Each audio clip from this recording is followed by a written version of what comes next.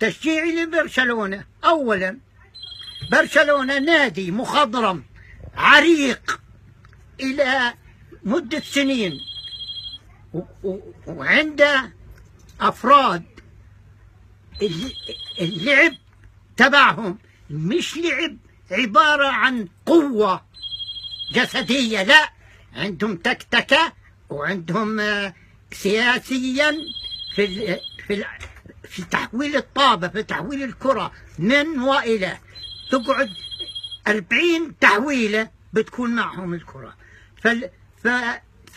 فميسي لا يعلى عليه لاعب في كل الكرة الأرضية.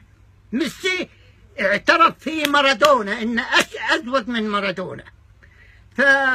فأنا من هذا المنطلق، بما إن نادي برشلونة بيمثل الطبقة الكادحة، وأنا من الطبقة الكادحة. أنت من إمتى بتشجع برشلونة؟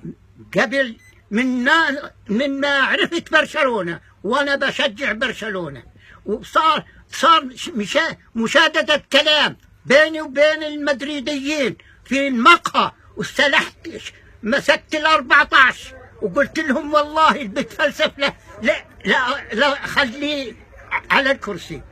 فأنا بشجع النادي لأن نادي كادحين، نادي جماهيري، نادي شعبي، بيمثل الطبقة الكادحة وبيمثل كلهم رفاق. من هذا المنطلق أنا بأيدهم، أنا ما بأيد ناس رجعيين متخلفين استغلاليين.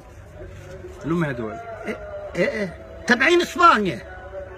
قصدك ريال مدريد؟ أيوة، أنا معجبني كريستيانو، بستنى تجي الطابة تحول لي إياها كريم بنزيما ولا يحول لي إياها مارسيلو.